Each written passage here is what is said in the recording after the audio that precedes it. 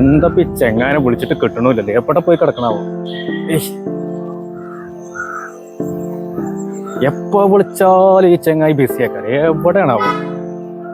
എന്താ പഞ്ഞി പറയാം, എവിടെ പോയിട്ട് അവനെ തരും? ചെങ്ങായി ഇങ്ങോട്ട് നോക്ക്. എത്ര നേരെ വിളിക്കണ? എന്നെ വിളിച്ചാ എപ്പോഴും ബിസി. മനുഷ്യനൊരു പ്രശ്നത്തിൽ പെട്ട് നോക്കുമ്പോ ഒരാളും ഇല്ല. അന്നെ വിളിച്ചിട്ട് കിട്ടണമില്ല.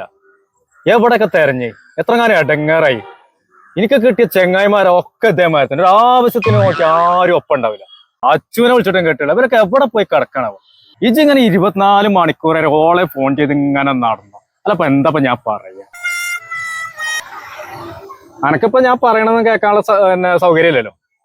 ഇജിപ്പോ ഓളോട് ഇങ്ങനെ കുറുകിക്കൊണ്ടിരിക്കല്ലേ. അനക്ക് പറ്റൂല എനിക്കറിയാം. ഞനക്ക് എന്തൊരു ആവശ്യം വരുമ്പോഴേ ഇജങ്ങോട്ട് വാട്ടോ.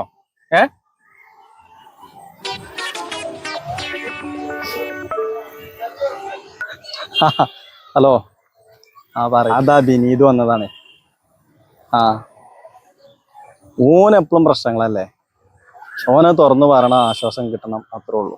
എന്നും പ്രശ്നമാണ്. എനിക്ക് എന്റെ കുട്ടിനോട് തന്നെ സംസാരിച്ചിട്ട് സമയം കിട്ടുന്നില്ല. 24 മണിക്കൂർ എന്നാ ഓൻ്റെ ഒരു സുഹൃത്ത് പോണു. ഓൻ പോയിക്കോട്ടെ. ഇജ് കട്ടിയ അതെന്താ പോവാ? എന്നാ ശരി, എന്നാ ഓനെ വിളിക്കട്ടെ. ബിനീതാ